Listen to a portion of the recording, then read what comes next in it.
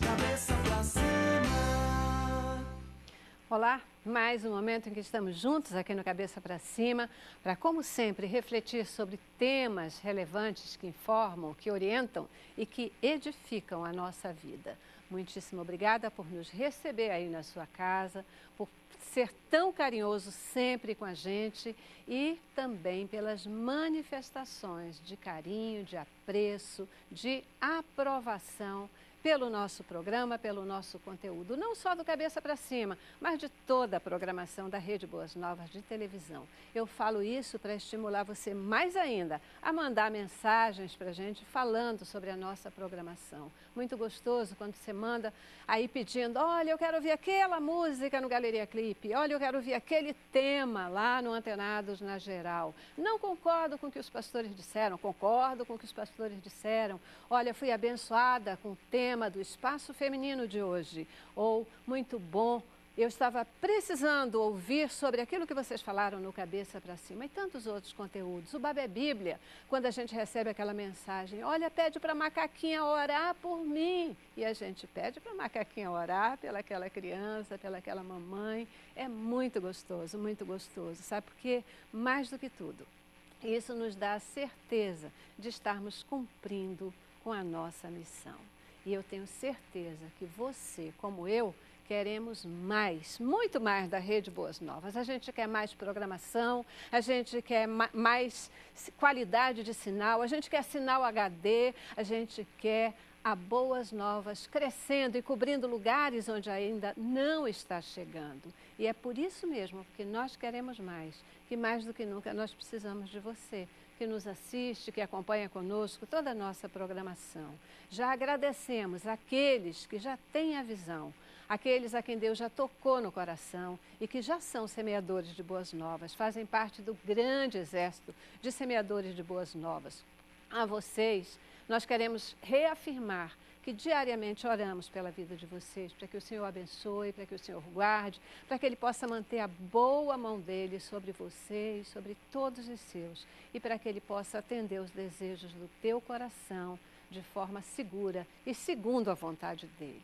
Você que ainda não é um semeador, o nosso desafio diário para que você possa vir fazer parte do exército de semeadores, para que você possa nos ajudar a cumprir todos esses desafios. Por isso, tá aí, liga 2126-300 ou entra no nosso site www.boasnovas.tv e vem ser um semeador de boas novas, vem nos ajudar a levar o amor de Cristo a todos os cantos da terra, como Ele mesmo nos ordenou. Porque é isso que você faz. Quando você semeia nessa terra fértil que é a Boas Novas, você está cumprindo o ID de Jesus. Você também se torna um missionário. Como a Rede Boas Novas.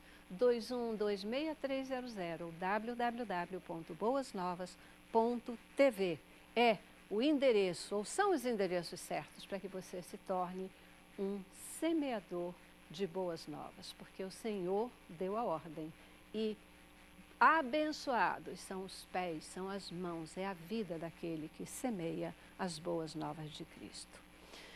Cabeça para Cima de hoje traz um tema de muita reflexão, um tema bastante importante para os nossos dias.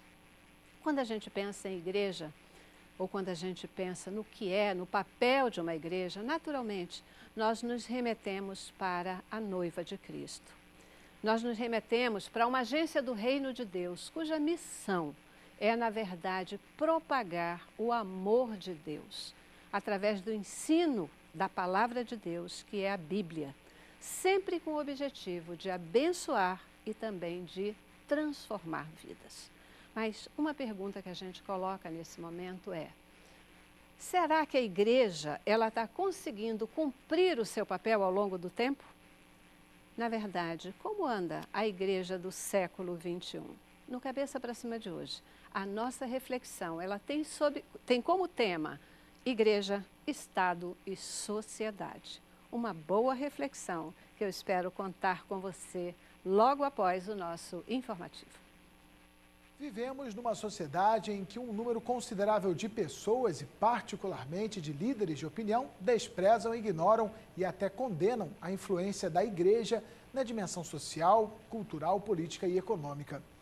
A igreja evangélica foi a impulsionadora da ideia da separação da igreja do Estado, embora isso não deva significar que a igreja ignore o Estado, nem que o Estado faça obstrução à igreja. Pois é, né? Hoje, atualmente, essa é uma questão assim bastante forte. Como é que é? A igreja deve fazer parte do Estado? A igreja deve se misturar com política? Como é que é essa questão? Eu nem sei se essa é a questão mais importante da gente discutir, ou se a gente deve começar a refletir mesmo sobre o papel da igreja, como é que anda esse papel, especialmente nos dias de hoje. Queremos provocar um pouquinho essa questão no Cabeça para Cima de hoje, conversando sobre igreja, Estado e sociedade. Para falar conosco sobre esse tema e nos ajudar a refletir, recebemos aqui no estúdio a Flávia Alfinito Drissen. A Flávia ela é psicóloga, bacharel em teologia, é também pastora e missionária da rede Sal e Luz, palestrante motivacional e professora de cursos de liderança e aconselhamento cristão. Uau, não é mais esse currículo? Que delícia ter você aqui, muitíssimo obrigada. Obrigada, Celeste. Prazer estar aqui discutindo esse tema tão relevante, né? Pois é, né? Igreja, Estado e sociedade, né? Num tempo em que a gente diz assim, tira a cruz, não pode ficar, tira o retrato, não pode ficar, né? Da moeda, etc. É um momento da gente discutir mesmo o papel da igreja. Né? Obrigadíssima por estar aqui com a gente. Obrigada. Tá bom? Também conosco José Carlos Madureira Siqueira, ele que é formado em Ciências Sociais com ênfase em Ciências Políticas e Sociologia. Ele é também especialista em Análise Internacional e Administração Política, mestrando em Ciências Políticas pela UFRJ e está aqui com a gente para conversar sobre política, igreja, Estado e sociedade. Muitíssimo obrigada. Obrigado pela oportunidade, Celeste. É um tema instigante, polêmico e atualíssimo, né? Afinal de contas, terminamos uma eleição onde essas questões estavam acesas na cabeça da sociedade, da população e dos candidatos, né? Uma questão que precisamos cada vez mais desenvolver. É isso aí, né? É a maior bancada política que o Rio de Janeiro, aliás, não sei se é o Rio de Janeiro, mas a maior bancada política já eleita, né? Eu acho que foi nessa legislatura. Então, é por aí. Aumentaram o número. Aumentaram, e cada vez aumenta mais. A questão é fazendo o quê, né? Como participando desse contexto. Essa é a questão central. É a questão central. Para onde dirigir a ação e a conduta desses parlamentares, não só desses parlamentares, mas dos parlamentares como um todo, né? Afinal de contas, a gente precisa discutir, a política nacional precisa se reformular, precisa se reoxigenar de práticas, e acho que a gente não pode condenar A ou B, mas a gente tem que deixar muito claro os papéis, né? Qual o papel da política, qual o papel da religião, aonde atua uma e aonde atua outra. Isso acho que tem que ficar claro. É isso aí. Vamos já entrar no mérito dessas questões um pouquinho mais. E completa o nosso time de hoje a Juliana Cavalcante. A Juliana ela é historiadora, mestranda em História Comparada, pesquisadora do Laboratório de História das Experiências Religiosas e ela também é professora assistente na UFRJ. E ainda é editora da revista Jesus Histórico e Sua Recepção. Também aí um belíssimo currículo, brigadíssima por estar aqui com a gente. Eu que agradeço, Celeste, estar aqui no programa hoje, inclusive com os amigos aqui também. É um prazer falar sobre esse tema que eu venho já discutindo há algum tempo e como o amigo aqui estava falando, de fato, é uma questão que está em voga, não só porque a gente teve as eleições aí há pouco tempo, mas porque meia hora ou outra brota, né, nos noticiários, questões, né, de até onde, de fato, se religião e política foram separadas, né, e se foram separadas, qual seria o ponto de atuação de cada um. Então, de fato, é uma questão relevante e que levanta aí muitas indagações. Né? Verdade, né? Eu vejo, assim, essa questão do resultado das eleições como é muito mais um sintoma, né, desse estado todo que a gente tem vivido, de todo esse contexto que a gente... Eu queria começar esse programa buscando, junto com vocês, vamos definir o que é a igreja? Vamos definir o que é a igreja para vocês? Igreja é uma instituição, como qualquer outra na sociedade. Toda instituição ela tem um papel de levar valores, né? Dar forma à conduta, comportamento. Todas as instituições numa sociedade moderna cumprem esse papel. Você tem a instituição família, a instituição escola, a instituição parlamento. Então, toda instituição ela tem um conjunto de valores e esses valores eles são desenvolvidos dentro da sociedade. É óbvio que existem diferentes instituições, uma diversidade de instituições. Para isso é importante o Estado de Direito Democrático. Né? É a convivência democrática de toda a diversidade, no caso aqui religiosa, né? E de outras matizes. Assim, Celeste, eu já vejo a igreja não só como a instituição, mas, biblicamente falando, a igreja sou eu, a igreja é você. Nós somos a igreja de Cristo. Né? No início do programa você falou, nós somos a noiva de Cristo. Então, eu vejo assim, quem é a igreja hoje? Eu sou a igreja, eu sou representante de Cristo. Então, é claro que a gente vai estar falando de uma instituição, a igreja como instituição e a relação dela com o Estado, com a sociedade, mas acho que ela transcende a isso. A igreja sou eu. Então, qual é a minha relação com o Estado e a minha relação com a sociedade?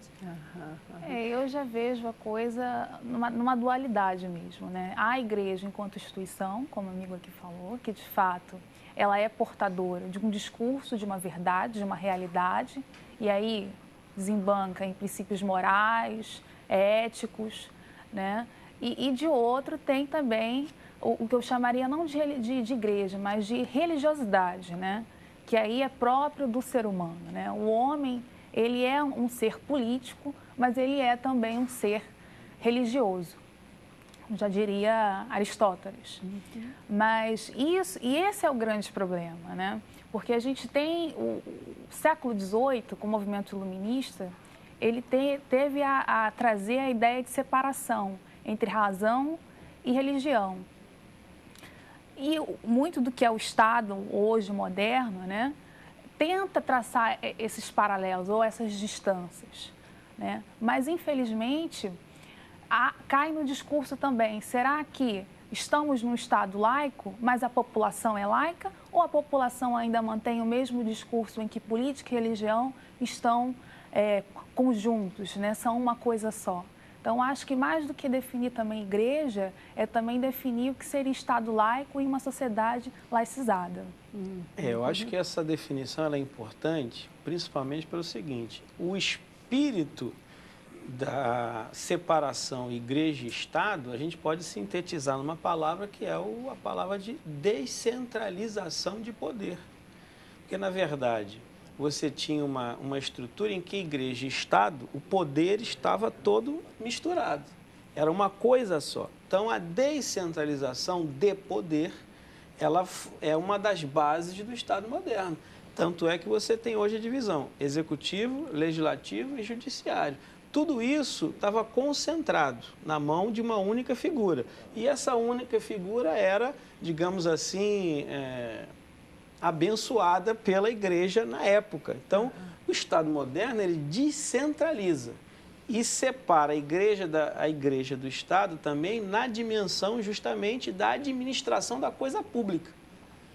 Então, o fato hoje de um Estado laico não é porque ele é contra a religião ou ele seja ateu. Ele é laico porque ele reconhece que existem diversas religiões e que o Estado ele tem que defender o direito individual, meu, seu e seu, de optar pela religião que a gente ache a mais justa, a mais adequada. E não porque o Estado é contra a religião, mas sim porque o Estado vai defender o direito individual que as pessoas têm de escolher a sua religião. Porque nós não estamos falando de uma única religião.